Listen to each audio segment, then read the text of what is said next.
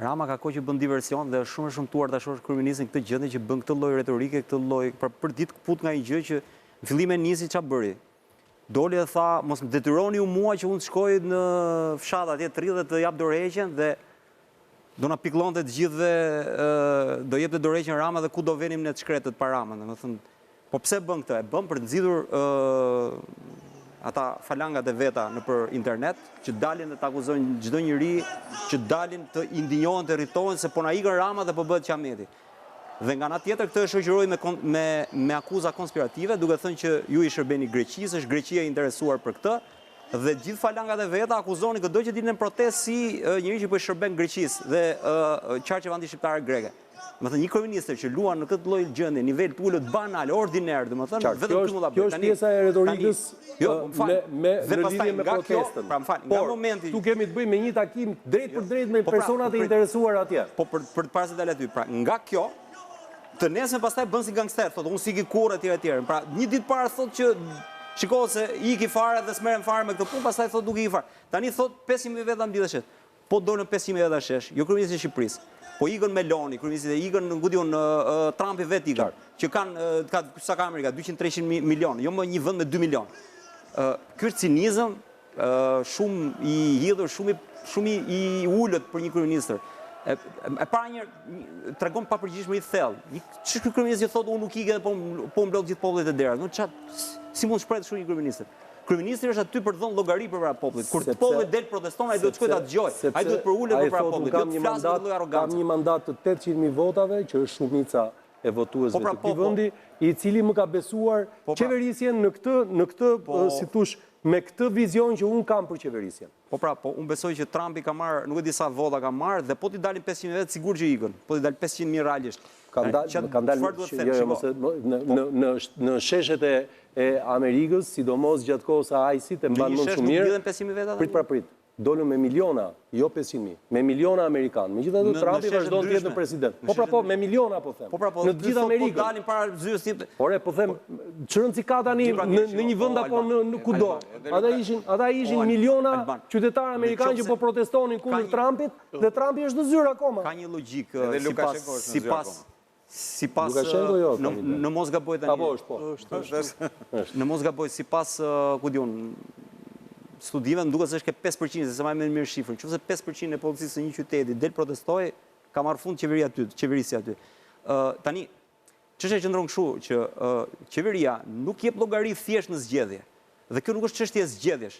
Ai fiton zgjedhje se s'ka opozitë për ballë, por kjo nuk do të thotë fare që është rregull. Dhe kur dalin qytetarët aty protestojnë, ti duhet ta dëgjosh zërin e tyre. Ti je aty për të përçuar vullnetin e popullit, jo për të përçuar vullnetin tënd dhe bërë kashillim të popullit. Se tani po e bëj unë debatin me ty, po dua të kthej tek ajo çfarë. Dakor, kthej kuptova këtë pjesë. Ajo çfarë dua të kuptoj. Po më tregon që unë as më ndjem fare çfarë mendon populli. Mos si mund të flasë kryeministri kështu, unë se kuptoj, domethënë. Po pra, vajti tek personat e interesuar. Dhe personat e interesuar kishin një hall që ky tha, këtë e zgjidhni me gjykatën. Po edhe ajo është strat. Kur vjen puna tek projekti, ata thanë, ne e duam këtë projekt, sepse ne besojmë që ky projekt na sjell zhvillimin këtu. Kush janë ata, valla? Ata janë përfaqësuesit e familjeve që janë pronar nga njëra anë atje, që pretendojnë që janë pronar, dhe banor të është kryeministri 3 milion shqiptarëve. Po mirë, po fliste për atë. Po çfarë më thën kjo më? Po edhe unë nëse kam tokë tek ku diun tek kryeministria, duhet prishet kryeministria që të bëj pallatun të marr tokën. Çfarë më thën kjo? Pse nga interesi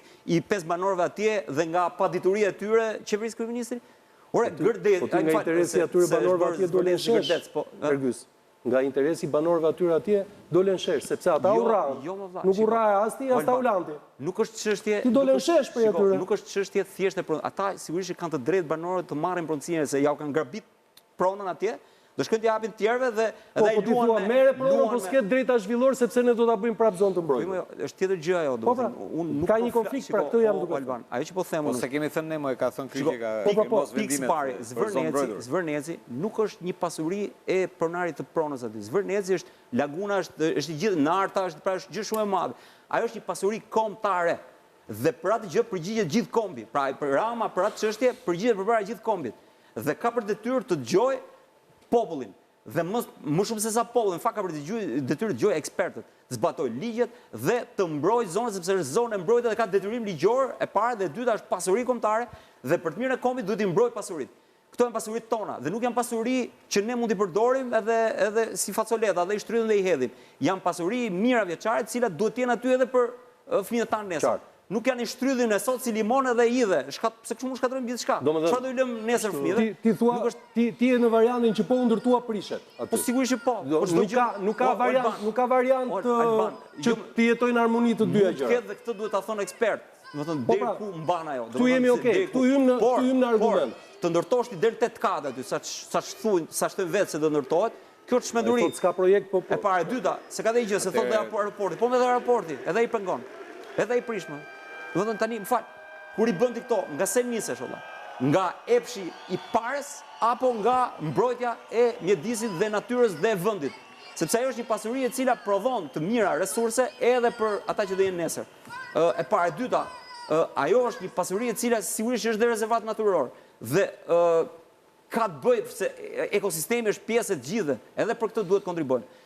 Por mbi të gjitha, është një gjë tjetër që ti do ta mbyllësh atë. Ti do ja marrësh qytetarëve aty, do ja hapësh ca pasionarëve me lek, të cilë asnjë lek s'kan për të sjellë për Shqipëri, dhe këtu gënjen.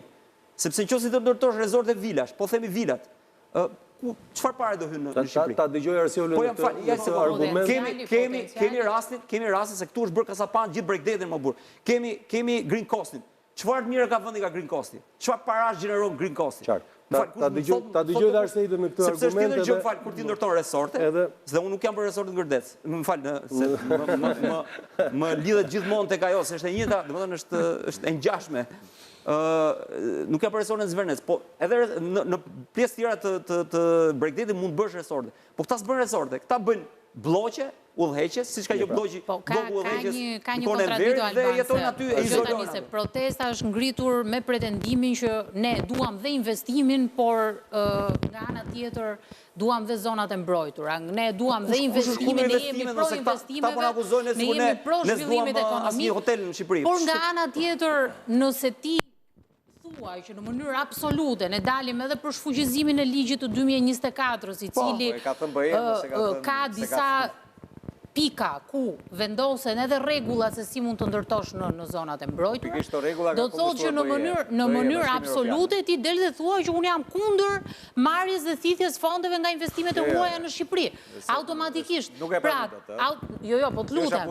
Ata që e kanë ndërtuar si retorik, përfaqësues të protestës kanë thënë, ne duam ata që kanë dalë si përfaqësues protestës, i kemi pa në studio televizive, ishin të protestës dhe thanë, jo dha, ne jemi kundër dha investimeve në Shqipëri. Tani, o jemi kundër fare investimeve, unë nuk e di çka kanë thënë ata, ose jemi pro zhvillimit të vendit për një projekt të 2.4 miliardë që i vjen Shqipëri si mundësi. Unë nuk e di çfarë kanë thënë, po unë di të them që ajo protestë nuk ka përfaqësim, është protestë e popullit. Idi pak flokët brava, po më thonë se bën zhurmë për mikrofonin. Ajo është protestë që më falë. Jemi në pikën. A do t'jemi pro zhvillimit të vendit? Po çfarë është kjo pyetje, mos e kjo pyetje? A e duam zhvillimin e vendit? Po patjetër që shtrohet. Ne duam zhvillimin e vendit, jo shkatrimin e vendit. Ta duam ta shkatrojmë vendin nëpërmjet betonit. Ky investim është pranuar nga qeveria për hir të zhvillimit ekonomik. Nuk është investim që vjen për të favorizuar oligarkinë. Nëse bëhet në mënyrë favorizuese për oligarkinë, është tjetër gjë. Një sekond. Por flasim për një projekt të zhvillimit për një vend si Shqipëria, që do të bëjë një lloj diferencë në Ballkan dhe mos bëjmë më retorik kot. Po nuk po bëjmë retorik kot, sepse tu kemi s'kemi përfituar, po kemi turizmin, pra s'kemi përfituar, as në turizëm s'kemi përfituar. Një moment. Ne nuk poshtrojmë fare a jemi pro apo kundër zhvillimit. Kjo është shpenduri, është debat kot. Nuk është debat fare. Është abuzim me fjalë. Nuk është fare debat kot. Absolutisht. Jemi pro apo kundër zhvillimit. Po mos është idiotësi. Si do ta lejosh ti? Po më lë pra ta shpjegoj. Është abuzim me vërtetë, po vën në gojën tonë Absolutisht, po e vendojnë tuaj, mos. Edi Rama dhe gjithë shpura njerëzve. Po them si artikulimi pikave të protestës, jo se po vendojnë tuaj diçka që s'e keni thënë. Një sekondë, ta mbyllim të pikë se kemi një javë. Nuk e thot, po nuk del nga kjo objektiva që të nxjerrin jashtë projektit të zhvillimit. Ajo ishte gjëri ta unë një sekondë, më dëgjoj një sekondë. Tani jemi te diskutimi, duam zhvillim, duam zhvillim. Po ç'është kjo pyetje më një sekondë, më dëgjoj një minutë.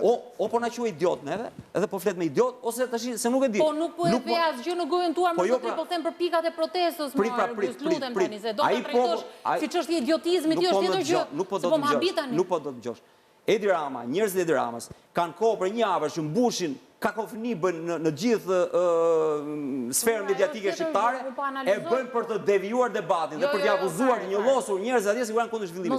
Jo, njerëzit atje, po se po e përcjell këtë fryt. Njerëzit atje nuk janë kundër zhvillimit, janë kundër shkatrimit. Pyetja që kam unë për ty, je pro shkatrimit apo kundër shkatrimit? Atëherë din protestat janë mbrojtje. Tu dole dhe zgjidhin pozicion po nga ana e kundërt. Po kjo është bra, sepse po bëj një gjë dhe unë. Domethënë, shiko, edhe pyetja, më fal Ergjys, për ta futur në mbi bisedën. Domethënë, në qoftë vetëm një sekondë, në qoftë se ne po flasim. Si projekt po. Në qoftë se ne po flasim, alternativa duhet kthyer mbrapsht projekti në zonën e Zvërnecit. Apo duhet parë me shumë kujdes që ky projekt të mos e dëmtoj këtë zonë, këtu futemi në debat alternativash. Ka që mendojnë që ajo zonë duhet mbetet e virgjër, siç është, ka që mendojnë që mund të ndërtohet në harmoni me çdo gjë që është atje. Po mirë pra, ne nuk e dim cili është projekti. Domethënë ky është debati që ne problemi këtë. Vetëm një sekond. Pra, në këtë lloj kuptimi hym në një debat real që ka të bëjë me këndvështrime midis ambientalistëve. Midis atyre që thonë jo, nuk duhet bërë fare gjë dhe midis atyre që thonë po, mund të bëhet duke ruajtur ambientin. Duke ruajtur mjedisin, ekologjinë. Po nuk po shtrim të debat. Domethënë, qeveria nuk po shtrim të debat. Në këtë jo, ai po thotë je me grekët apo kundër grekëve. Në këtë lloj kuptimi, je kundër zhvillimit, pro zhvillimit. Je me Trumpin apo kundër Trumpit. Këtu bën debat kohë më valla. Ka një javë dhe pse bëhet kjo? Për të njollosur, për të shmangur thelbin e debatit që ka të bëjë me shkatrimin. Cili? Shkatrimi që do shkatrohet ajo zonë. Po sigurisht po. Po ku e di? Edhe që shkatruar. Edhe që është shkatruar. Edhe që është shkatruar.